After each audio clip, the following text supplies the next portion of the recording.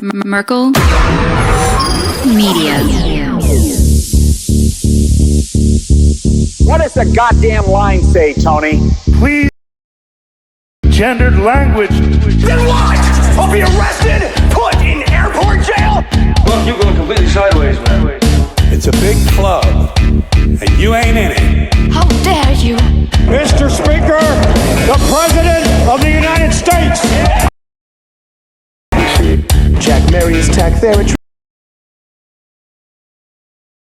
Steven Seagal. Sex offender guy? I'm Keith Morris. This is Mumbai Kutapi. I'm Rick James, bitch. Lies. The hijacker's passport was found blocks from the World Trade Center crash.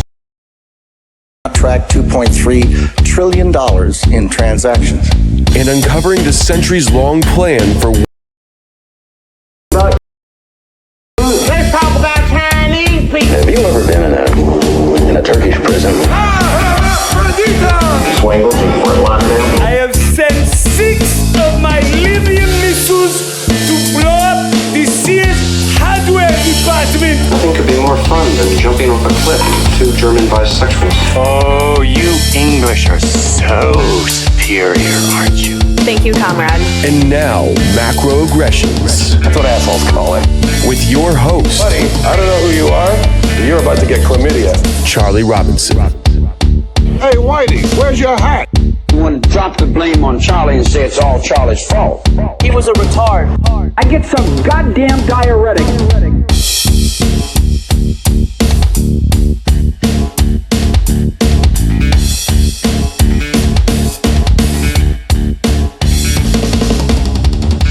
Welcome to Macroaggressions. I'm your host, Charlie Robinson. If you are watching us on Band.video, Rockfin, Odyssey, Vigilante.tv, or you're listening wherever podcasts are served, thanks a million. We appreciate your amazing support. We can't do this show without the help of our sponsors. They've been fantastic for us. Our newest sponsor, Legal Shield. I think this is a fantastic service for people. I think people should take a look at it. It is the collective buying power of high-powered legal representation, and God knows we need it these days. This company's been in business for 50 years. They have an A+ rating with the Better Business Bureau. They're available in the United States and Canada. And what they do is they get you together. It's $30 a month. It's like $1 a day. And what you have is access to some of one of the best law firms in your area. The average attorney has 22 years of experience, so you're getting somebody that isn't fresh out of law school. And I asked this question. It's a very simple question for people. When was the last time you updated your will? It's probably been a while. That is, if you even have one. But look, as adults, we kind of got to do this stuff. We have to do the things that we don't love because we have to do it. You got to have a will for yourself. If you've got a spouse, there's another one right there. These things cost you $1,000 if you go into an attorney and try and have this done on your own.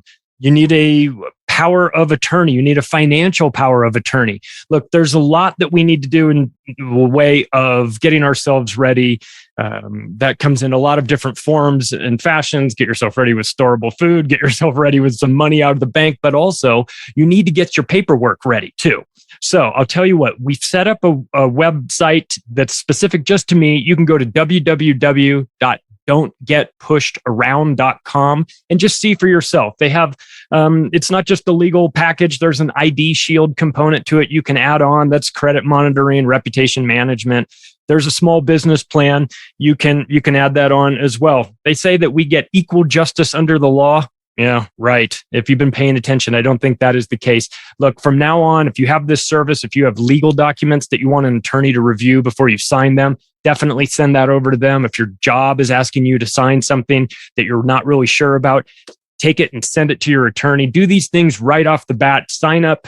It's, like I said, it's $30 a month. I think it's the best money you'll spend. You'll get your money's worth right off the bat if you get these legal documents taken care of. So go to the website, www.don'tgetpushedaround.com. And also, thanks to Chemical Free Body, they've been with us since the beginning. We appreciate them. It's nice to have a vitamin supplier that actually makes vitamins that work. You know, things like that are kind of a sketchy business out there. So I'm very grateful that I found Tim James. He's doing outstanding work in Oregon. You can go to chemicalfreebody.com and just take a look around. If you find something you like, use the promo code MACRO to save yourself some money on the way out.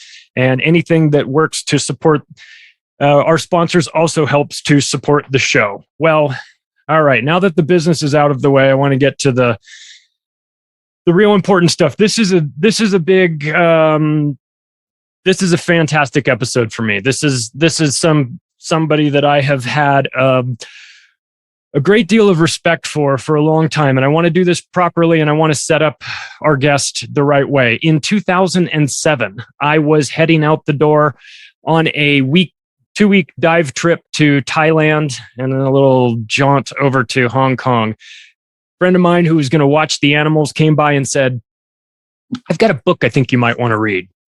It's called Confessions of an Economic Hitman by a guy named John Perkins. You've never heard of it, but you should read it. You'll like it.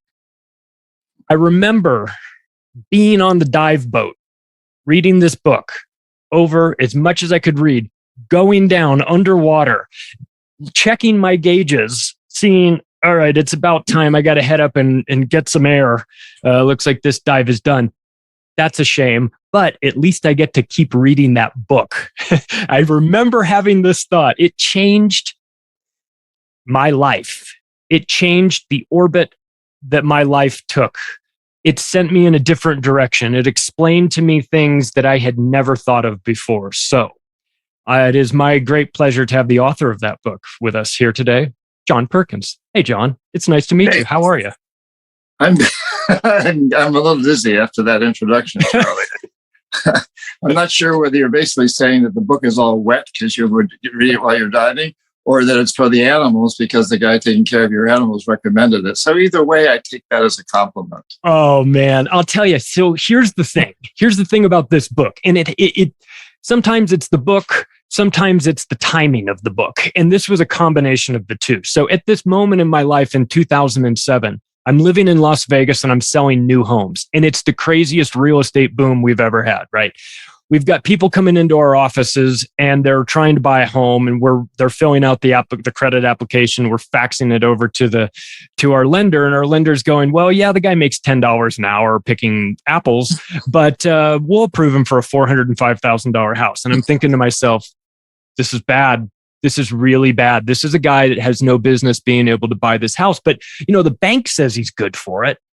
He wants the American dream. I can't fault him for that. He's coming in, he's working hard, he's got a job. Maybe he is worth it, and then I read your book.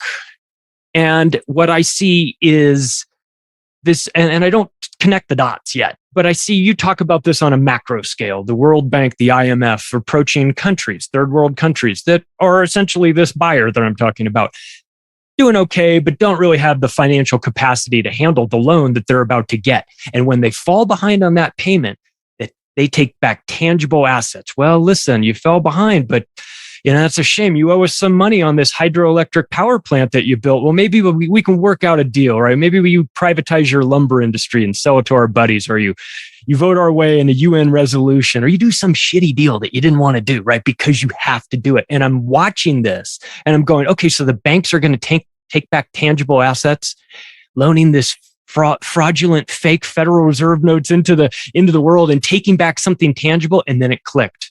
Oh my God.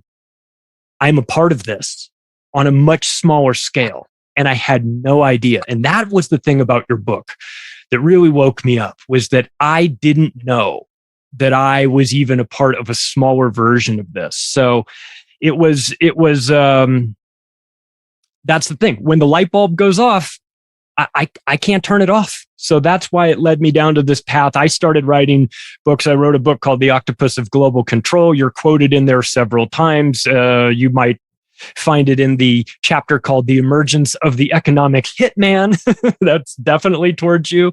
So I appreciate this. And I wanted to make sure I reached out to you because I wanted to make sure that my audience heard the stories from you, the way I read them. And of course, I encourage everybody to buy your books. You've got 10 books out there, and including the new Confessions of an Economic Hitman, which is this book right here, which has been updated, adding 15 more chapters to it. Like it needed 15 more chapters, but thank you anyway. So I wanted people to hear your story and talk about where what you did, where you came from. So I guess maybe the most logical place to start, if you will, is to just explain to us what an economic hitman is and what it is that you guys were out there doing. Wow. Okay. So, and your story brings up another one, which I'll get into later. But and I want to say that the next book is coming out in February. It's done now. You can actually pre-order it anywhere. It's called Confessions of an Economic Hitman, third edition. Okay. China's economic hitman policy, and how to stop this global takeover. And we really get into what's going on now because China learned from the mistakes and the successes that I and other U.S. economic hitmen made. And they've done a more efficient job in recent years than we ever did, or than we continue to do. They've beaten us out in the last few years. That may be changing now, but anyway. Something tells me that's going to involve Africa quite a bit. Africa and Latin America especially, but the whole world. But yeah, Africa. I mean, China has taken over Africa and Latin America at this point, economically. Now, they're not involved militarily, but economically, not very involved militarily.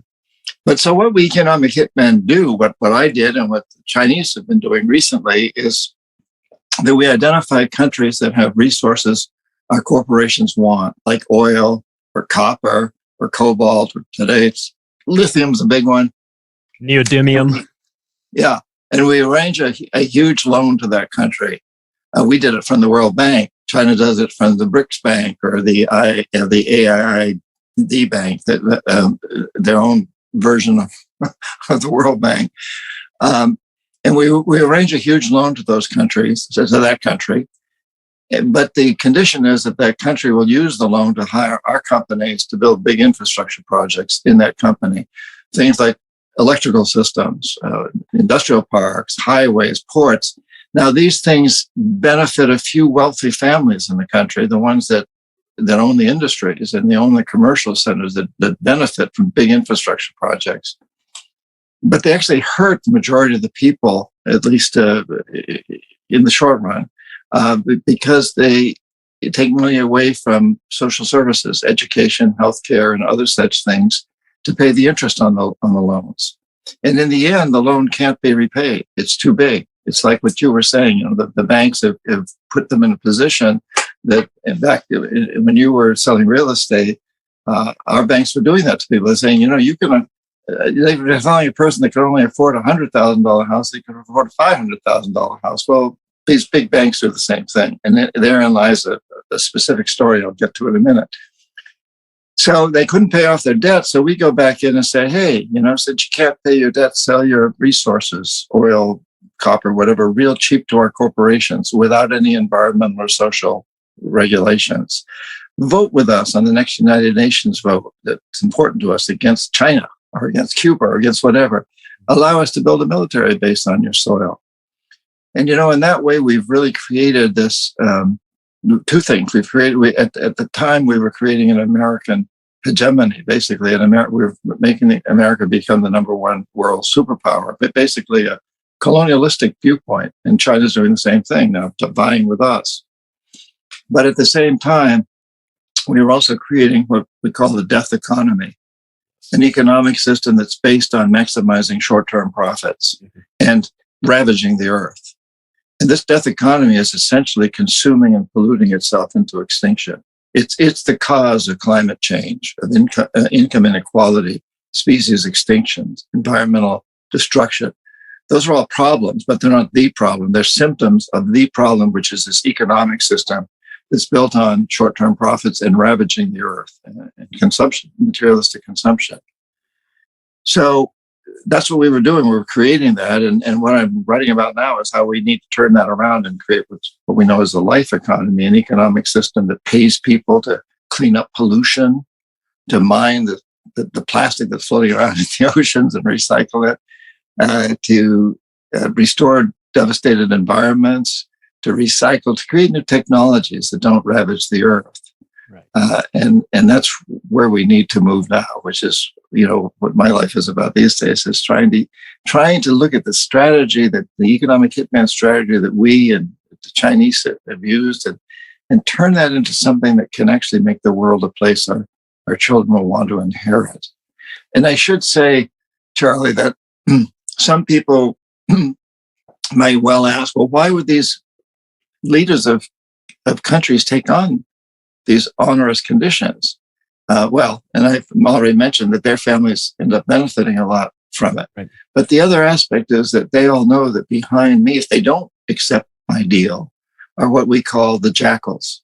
Yeah. And these are people, primarily CIA assets, not necessarily employees of the CIA, but contractors who overthrow governments or assassinate their leaders. And the United States has a long history that we've admitted to, with Allende in Chile and Lumumba in the Congo, and Diem in Vietnam, and Mossadegh in Iran, and on and on.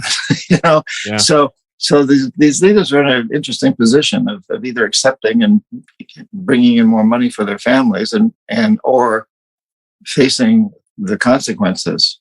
And in 1981, a couple of your guys did face the consequences, and Jaime Roldos and General Omar Trujillos, right? They both were killed in plane explosions.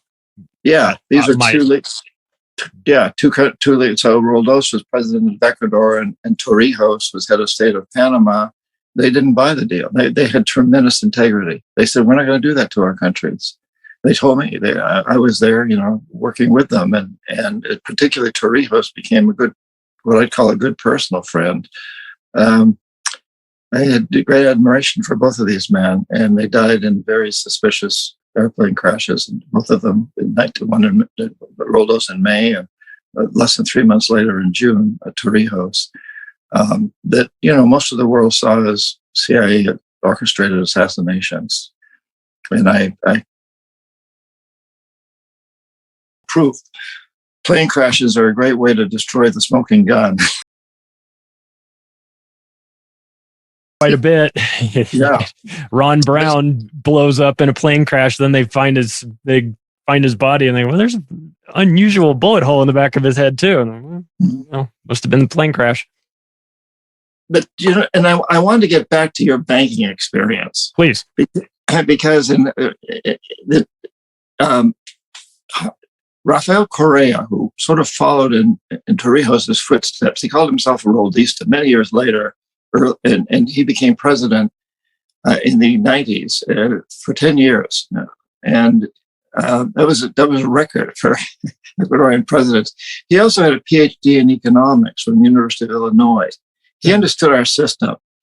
And around 2007, 2008, during his first year as president of Ecuador, he appointed a commission to see, does Ecuador really owe all this money that the World Bank says we owe it? And this commission came to the conclusion that a lot of that money was not owed by Ecuador because it had been taken on by a military dictatorship in Ecuador that was never elected, that was put into power pretty much by the CIA and kept there. And so, this PhD economist who's a president of Ecuador, a very charismatic guy at the time, he said, well, we're not going to pay a lot of this debt. I can't remember the exact amount. I've written about it in the books, but it's a lot. And he defaulted on these loans. So he said at the time, he said, the banks owe this money. They should never have given those loans to Ecuador, knowing that Ecuador couldn't repay, and that the consequences were that Ecuador would have to basically give its oil away free to U.S. oil companies, primarily Texaco, which is now owned by Chevron. So he said, the Ecuadorian people don't owe this money. The bank should never have approved it. Just exactly what you were saying on a smaller level with real estate during that bubble. And this is funny because Correa, who I know personally, said, well, maybe John Perkins owes the money. The World Bank owes the money, but the Ecuadorian people certainly don't owe that money. No. And he defaulted. And the Standard & Poor's and Fitch, the rating agencies, put Ecuador in the tubes, thank them, they got no rating whatsoever, basically. And China came to the rescue and gave Ecuador $1 billion loan and then another one at low interest, made it easy for them to pay it back, and then the credit ratings went up. So at that point, Ecuador became very, very convinced that the way to go is not U.S. banking systems, not Wall Street, not World Bank, but go through China. China seemed to offer them a better deal. And now Ecuador is deeply in debt to China. So something similar has been happening, and Correa is no longer president. In fact, he's now living in Belgium with his wife, who's from Belgium.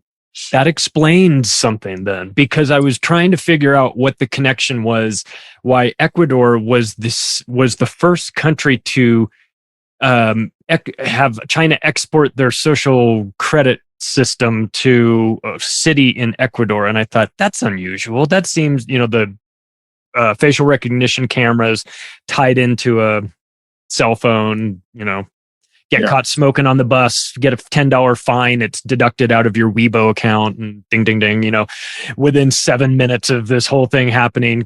I watched this happen in China, and I thought, oh, this is like the end of humanity if this gets exported anywhere. And then they said, well, the first place it's been exported to is Ecuador. And I thought, why? Now it makes sense. Yes. Well, China's, I shouldn't use, it's not the Chinese, it's a few China's economic hitmen, basically, have been extremely effective at using a system that we've basically developed here in the United States. And they've learned to step in countries that we've exploited and where we've pissed people off and pissed leaders off, and China steps in. And one of the things that China offers a few things that we don't. First of all, China offers a model that says, and I have to preface this by saying I'm not trying to defend China. People get very upset with me and say, well, China does a lot of bad things. Yes, they do a lot of bad things. But one of the good things they did was bringing 700 million people out of dire poverty. And nobody else has ever done anything like that. And they had their economy grew by about 10% a year for 30 years. Nobody else has done anything like that. So they've got this model that they can say to places like Ecuador, well, look, we've done a lot better than the United States has in these areas. They can say that, but it's, there's two sides to every argument.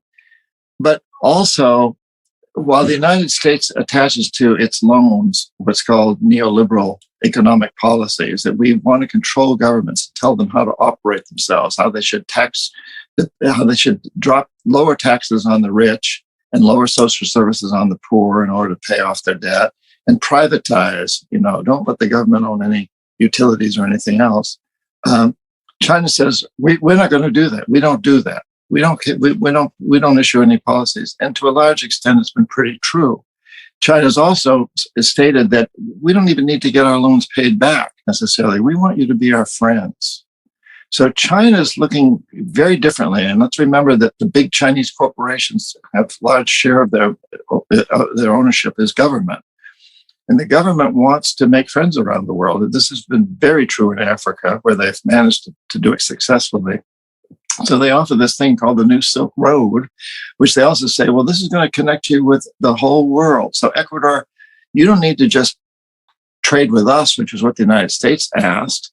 We're going to help you trade with Peru and Colombia, your neighbors, but we're also going to help you build a port so you can trade with Africa and Asia and every place else in the world. And it's a very, very attractive, extremely good marketing tool.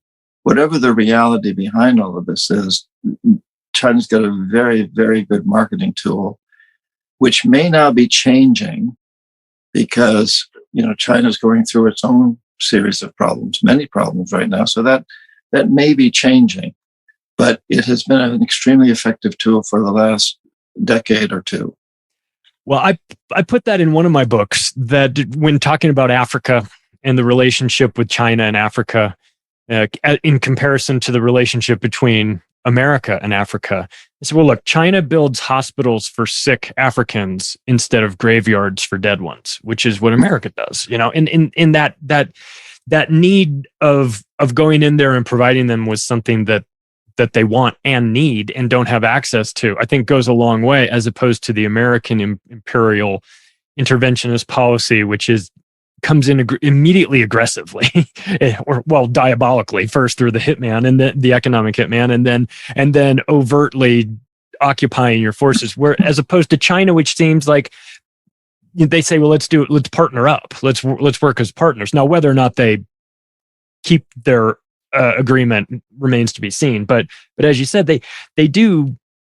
In fact, earlier today, I just saw a map they were showing of the countries in 2000 that primarily traded with the United States, map of the world, a lot of blue and some red for China. And then it showed in 2020, and it was almost all red, except for the Western Europe and Canada. So the idea of China's expansion into this, I mean, in America, we think, oh, the Chinese are going to come invade us. It's like, well, I don't know. They seem like they're taking a page out of the British Empire, which is less overt control in the way of like empires, and more covert control, like the British have done through banking, and the Chinese have done a little bit more through trade. So it seems like a partnership that could go wrong, but at least these countries in South America and in Africa are getting something out of the deal from China, right?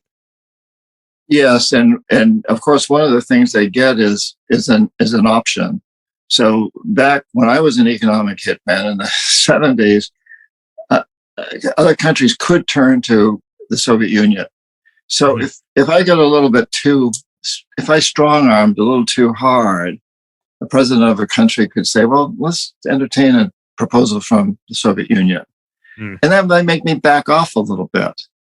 And in most cases, nobody really wanted to deal with the Soviet Union. And, people could be Marxists, but they didn't see the Soviet Union as Marxist. They saw it as Stalinist, and so nobody that I knew in Latin America or Africa wanted to follow the Soviet model.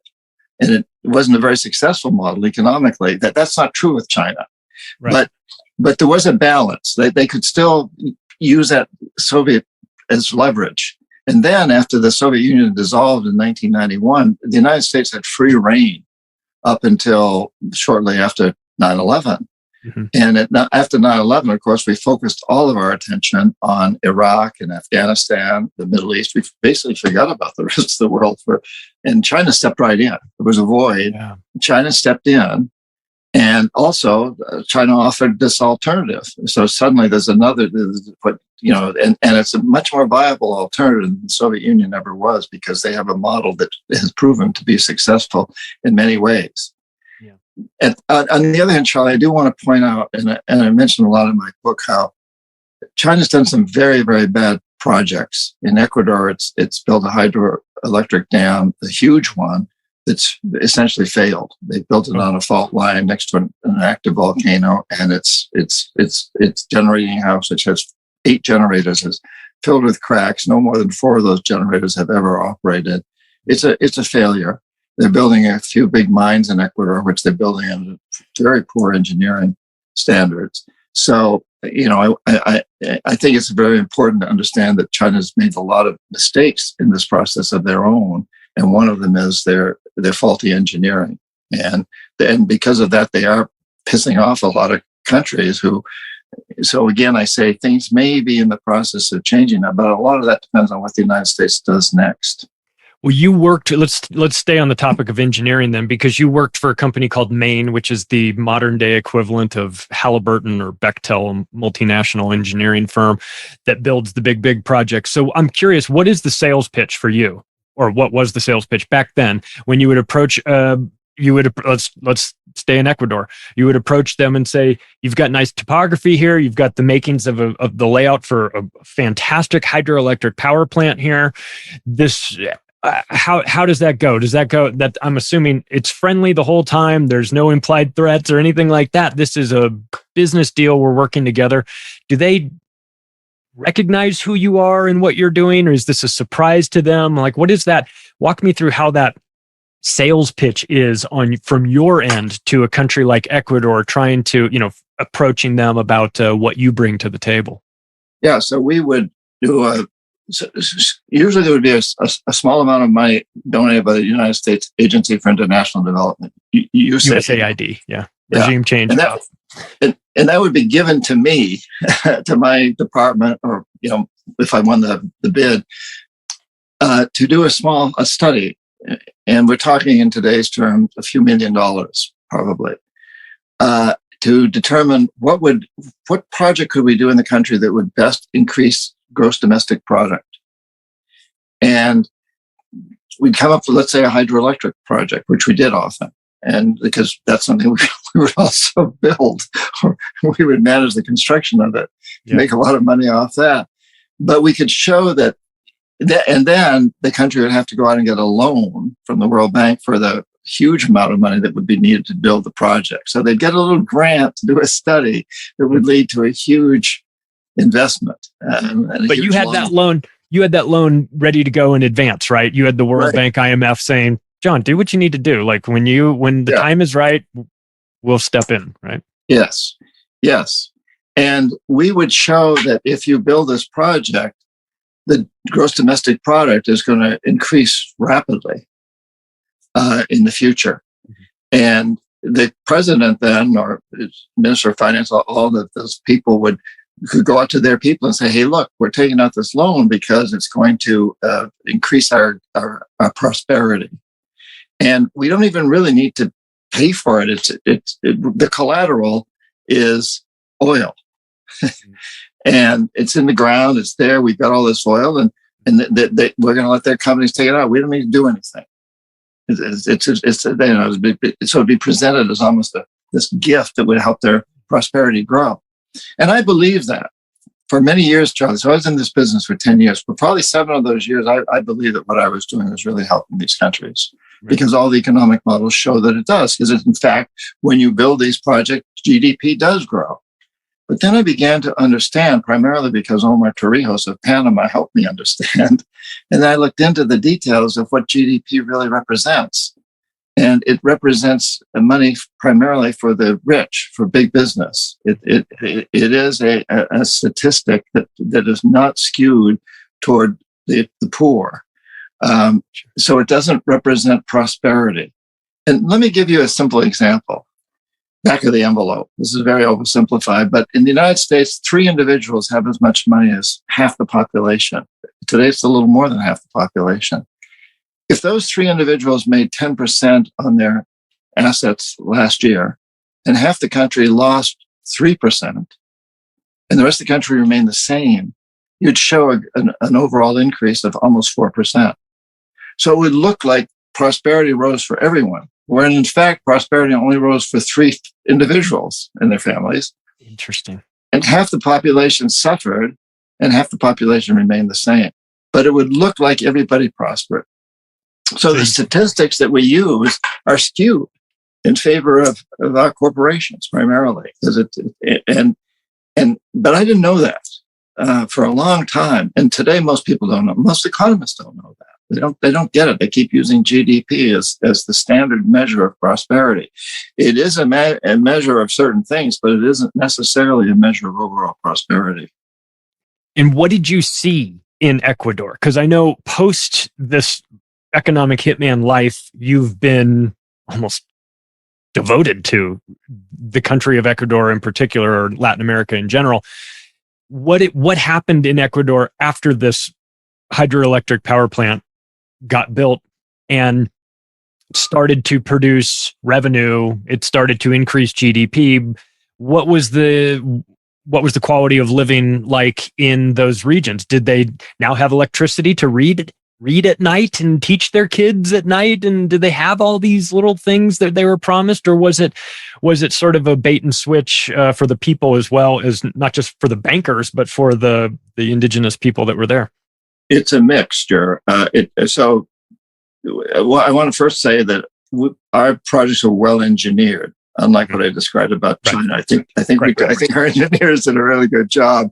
But when you dam up a river, it causes all sorts of problems for small farmers upriver and downriver, and for people who live off fishing and off the environment. It can cause environmental damage.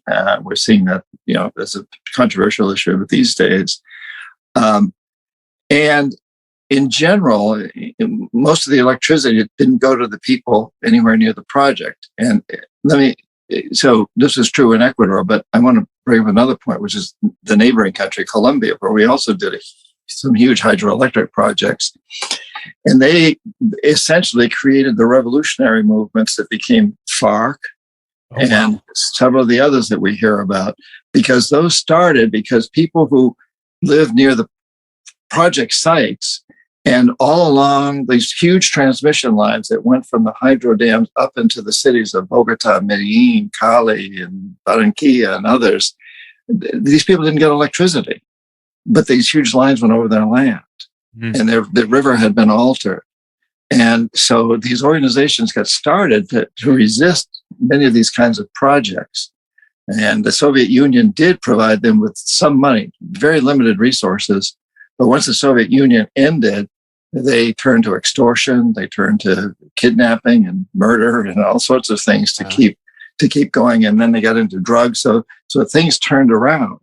But they were very upset with these projects. Now, I also want to point out that statistically, we can show that a lot more people in the world today have running water, do have electricity, they have cell phones.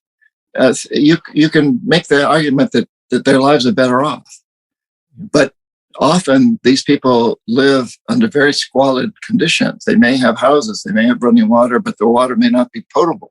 They have it, but it's running through pipes that are filthy.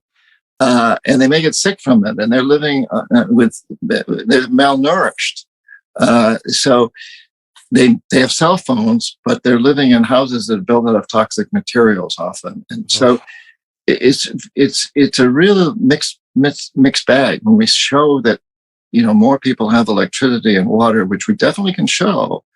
And we can even show that life expectancy has risen, but has the quality of life risen? And in most all of these countries, the division between the wealthy and the poor has continued to expand. The wealthy have gotten wealthier and wealthier and wealthier. And that's certainly true in the United States, too. We know that. Yeah, I was going to say, but we exported that. Yes, and it's true in China also, incidentally. Yeah. China's an interesting place. What's your take on China now? What do you think they have planned for Hong Kong and Taiwan? I don't know, but when you go over there, and I've taught at an MBA program there. I spent time there, and in some of the Central Asian countries like Kazakhstan, and I've spoken in Russia and other. And I've gotten to know some of these people. It's interesting because if I bring up Taiwan and Hong Kong, they bring up Afghanistan and Iraq. They say, "What the hell are you doing there?" Right. And if you bring up the Uyghurs and other minorities, they say, well, what about your immigration? The way you treat immigrants in these horrible camps that you put them in. And what about your prisoners? You have a huge amount of prisoners in your country. So, it's interesting how countries manipulate, through propaganda, the attitude that we have toward each other. So in the United States, I often hear the word the nefarious Chinese, right. But I don't think it's nefarious. I think they're trying to do what they think is right for most of them. I get that. It's hard to say. It's like a lot of them don't even understand what's going on. Just like in this country, we don't understand what's going on. But to me, the most important thing is to recognize that today China is a rising power. It's a huge economy. It's a very powerful country. Whether we like it or not, that's the facts. And the fact is that together, the United States and China produce about 50%, almost 50% of the world's economy and about 50% of the world's pollution. And so if we don't recognize that we are together, these two countries are causing a death economy and that nobody prospers, nobody survives on a dead planet. We've got to end this. And so I like to say that, the United States and China and Europe and everybody else, we can disagree on many, many things. But we need to agree that we're going to end the insanity of this death economy. Yeah, let's elaborate on that. Let's define the death economy, because we see here in America, the American consumerism, this concept where we're just going to use I'll use my toaster for 3 years and then I'll throw it in the trash and buy a new one.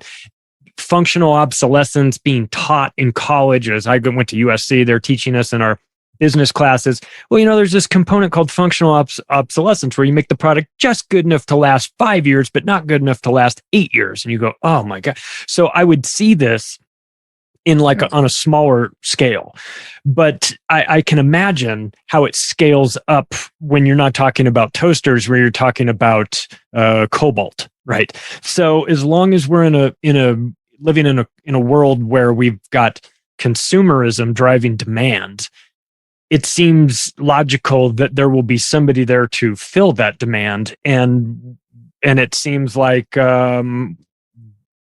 it seems like it's either going to be the United States or it's going to be China, right? So how do we change that paradigm? How do we change that way of thinking where you stop, where you transition out of maybe this temporary or this consumer, everything's disposable way of thinking and into a more sustainable way of living?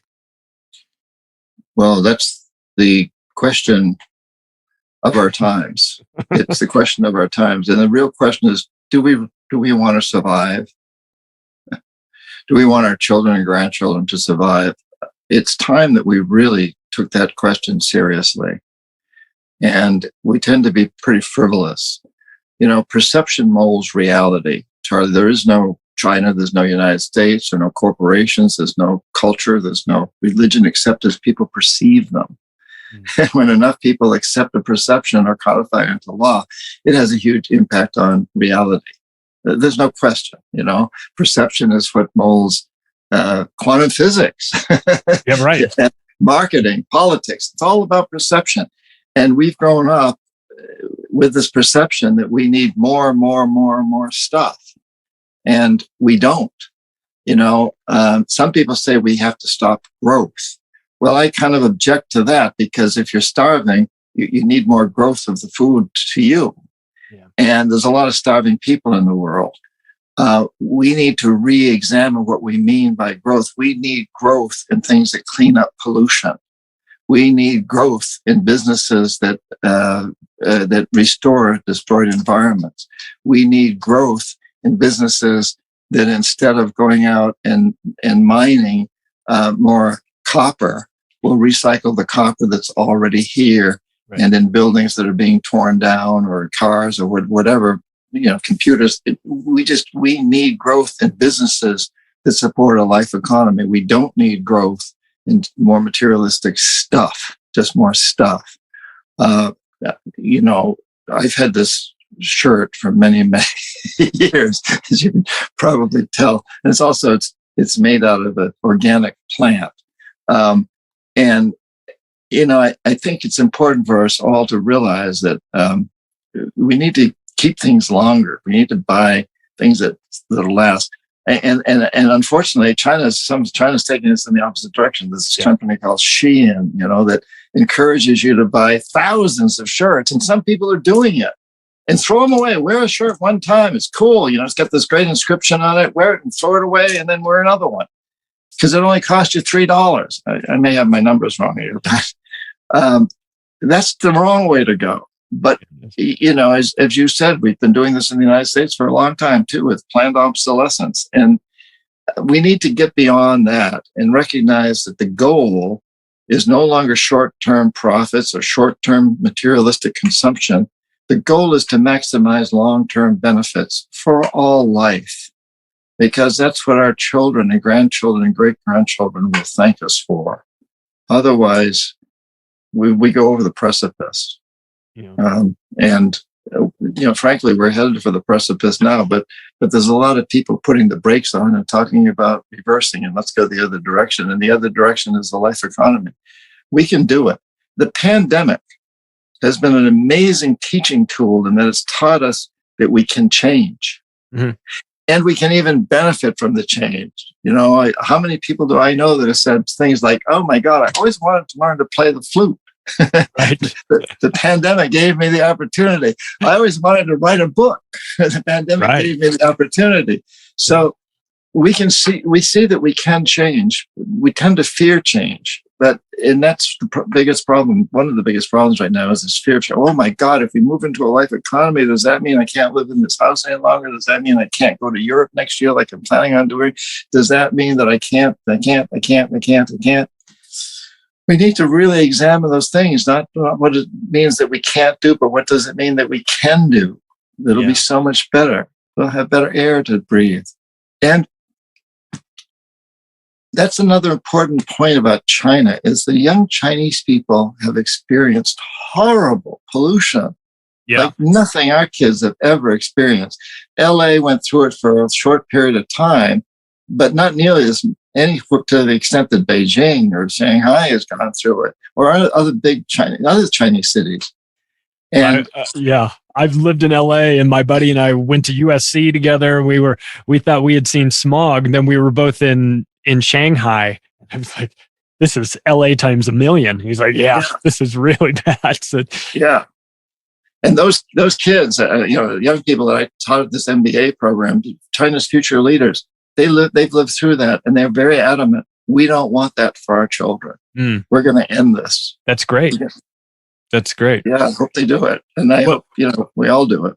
Well, you and I have a mutual friend in common, Ross Ashcroft. He is the great director of Four Horsemen.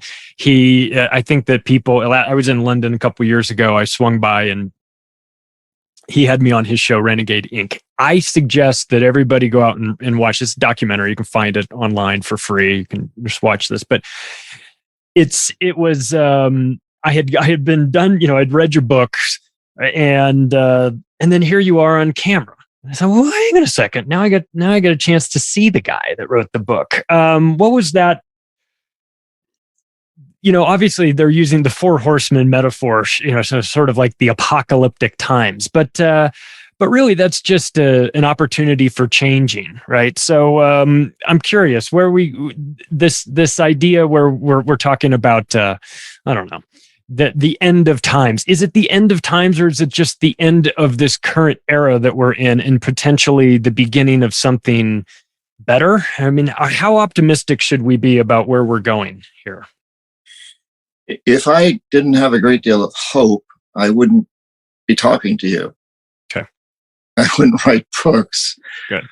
Because it would be futile. And I know people have given up, but I haven't given up by any means. I remember my grandmother, I call Nana, my Nana saying, I went through World War I, the 1918 influenza, the Great Depression, World War II. We all thought the world was going to end during all those times. Yeah. But we had faith and courage and patience and stick-to-itiveness, perseverance. Yeah. And we're at a time like that now. And human beings have had an uncanny ability to survive tough times. And it almost always involved sacrifice. All of those things I just mentioned involve sacrifice, huge ones in the case of these wars, right, and the depressions.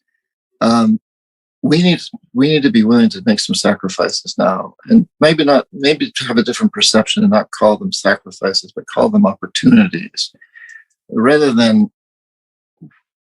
what's the cost of me buying a better product and keeping it longer? No, it's not a cost. It's an investment. You're making an investment in the future. If you buy that Shein shirt for $3 or whatever, throw it away. That's a cost. But if you buy this shirt, right, keep it for 50 years, I haven't had it that long, but that's an investment. Yeah. And so we need to start redefining many of these things in our lives. Sustainable construction. Oh my God, I can't afford to pay for the wood for this cabinet, which is sustainable, because it's a little more expensive. No, it's not a cost. It's an investment. I'm investing in my grandson with this. Yeah. So, we need to turn this around. And I'm encouraged that we are in the process of doing it. B corporations, benefit corporations, the Green New Deal, conscious capitalism, the Chinese people saying we can't bring our children up with this kind of pollution again, on and on and on. There's so many indications. The pandemic taught us that we can change it, also set us back a bit. And the war in Ukraine is setting us back even more. Hopefully these are just blips. Nobody has a crystal ball. We don't know what'll be next. And I believe that if we will only recognize that we must make alterations, which you could call sacrifices, or you could call them opportunities to do things differently, which I prefer the opportunity. But we have to do this, at some point, and it is going to require change on some level.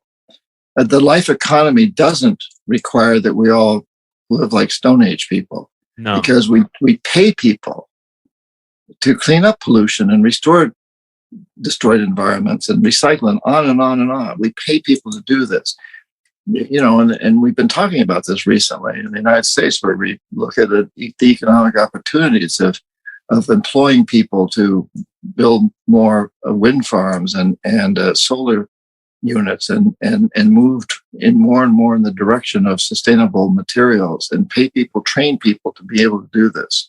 That's the way we've got to go. And some people might look at that as a sacrifice. They hear coal miners saying, well, I don't want to give mining coal, even if the government will train me to become an installer of solar units. Right. Well, we gotta make some change. Look at it as an opportunity, not as a sacrifice. Well, let's wrap up with this, because you give some people opportunities on your shamanic tours through Ecuador and Guatemala and Costa Rica. What is that like? How can people have the ability to just go hang out with you and go on an adventure? Talk to me about what that all entails. I mean, are we talking ayahuasca here? Or are we talking about a little of everything? Well, I've got a trip coming up in a couple of weeks to the Amazon. You can go to my website, johnperkins.org, to find the details. That trip is full now, but there's another one to the Mayan people of Guatemala in January, which still has some available. We don't take more than 15 people. And for example, the Maya have an incredible message to teach us. And that is that they went through this before, back around the year 900 in our calendar. These magnificent cities, these huge pyramids and temples that they built, tremendous numbers of cities. They were finding more and more every year. In building those cities, they cut the forests and they drained the swamps, and they changed their climate. And as they changed their climates, they could no longer produce their crops. So the system was failing, and very much like ours is. They were destroying their world as they knew it. And now this caused huge social disruptions. So cities that had been friendly suddenly became antagonistic because this city wanted more resources from this city. They imposed sanctions on trading between cities, which they used to have great trading networks. They stopped doing that to some degree. And then they became warlike. There was real antagonism between these cities. At the same time, people migrated out of these cities back into the forest, or they migrated from this city to this city that had more resources, had more power. Wow. Sound familiar? Yeah, we think we're inventing all this stuff. We're just playing it out in a loop. The Maya did it, and they experienced it. And today I take people, like in January, this group is magnificent, and we have Mayan shamans and elder teachers travel with us the whole time, and they tell us these stories. And we do the fire ceremonies. We do these many shamanic journeys and traditions around how to envision changing this perception, how to look at each individual. What do I do to change? And incidentally, then my new book, the one that comes out in February, which you can pre-order now at my website or at economichitmanbook.com, goes into what we each can do. There's a whole section devoted to really specifically about what can you do if you're, anyway. But so these trips, the Mayan people really, really get it. They've been through it, and they're determined to try to teach us not to follow in those footsteps and how to avoid that. And they do all these ceremonies around empowering us to do that. Their fire ceremonies are magnificent. Their shamanic journeys that they take us on are phenomenal. Very, very powerful. Yeah, I love that. I had a great fire ceremony, blue deer ritual, peyote ritual in Mexico with these shamans that were so far out in the desert woods of Mexico that they didn't even speak Spanish. They were like so authentic, and they were very small people, and they would translate to one guy that understood it, and he would say it in Spanish, and then they'd tell it to us, and oh my God, the whole thing blew my mind. But I in America, we have this sort of, oh, well, did they go to university? It's like, how could they be educated? I tell you what, man, I've learned quite a bit from these savages in the third world, when they have these ceremonies of them, some of the ayahuasca ceremonies, and have this interaction with these people. And I have come to humble myself before them, that there is a whole world out there filled with information and knowledge. And we dismiss that at our own peril. And it seems that these people have been so much better at connecting to that information and incorporating it into their lives and their values. And I think we could learn a hell of a lot from these people. Yeah. They've been through it and they've survived it. And one of the shamans that travels with us the whole time in Guatemala grew up very Mayan, speaking up Mayan, and his father was the lead in charge of the Mayan teams that did the excavation of Tikal, which is the most excavated, beautiful, incredible Mayan city. Huge pyramids that to me are far superior to anything you find in Egypt, frankly. And they're still used in their ceremonies. It's in this beautiful jungle area. There's over 100 jaguars living there. It's just amazing wildlife. It's where we take people. He grew up there. And then he decided to reject that, and he ended up going to college and going to law school in Guatemala. He became a lawyer. And then he went on a trip with me many years ago and was so taken by the Mayan shaman that I was working with that he trained with that shaman for 5 years. He stopped being a lawyer, went and lived and trained with that shaman for 5 years. And now he is a highly certified shaman. And he travels with us the whole time. He speaks Mayan, Quiche, he speaks Spanish, and he speaks English fluently. And it's amazing to see this perspective of this guy who's done the full circle and takes us back to Tikal, where he crawled around as an infant with his fathers. This amazing site, which is just incredible. And unlike the Mexican Mayan sites, you don't get a lot of tourists there because you got to know. Anybody can get there, but it's not easy. And to go in there, and we spend several days there with this shaman and another, at least one other one who doesn't speak English at all, doesn't even really speak very good Spanish, who have these incredible traditions that we practice these ceremonies in these sacred sites. It's amazing, and they're very aware of what we're doing. That's repeating the mistake their people made all those many years ago. And now we're repeating it, but on a much larger level. Will we listen, though? That is the real question. Or will our arrogance get in our way and blind us? I don't know. Well, I'll tell you what. Thank you for what you've done. Thank you for writing your books. It takes a lot of guts to admit that you were part of that machine. And I think that as a show of good faith, your devotion, commitment to restoring the planet for helping these countries like Ecuador. I think it more than absolves you of any of these I don't know, whatever people might have associated with you of being part of this machine. Hell, I was part of the machine too, in my own little way, in selling Las Vegas real estate and not figuring it out until the very end, and then deciding, wait a second, this is wrong. I need to move on to something. I respect the hell out of you for making that change and for educating everybody on where we are and what we're doing, and that we're walking into a huge trap if we don't turn it around. So thank you, John, for your outstanding work. Well, thanks for saying that, Charlie. You're welcome. And thank you for what you're doing to bring all this to people's attention. I deeply, deeply appreciate the work you're doing. Thank you. Well, guys, if you like this episode, take the additional step right now of sharing it with your friends and family. You can follow me on Twitter at Macroaggression, and the website is theoctopusofglobalcontrol.com. Thanks, everybody. We'll take care.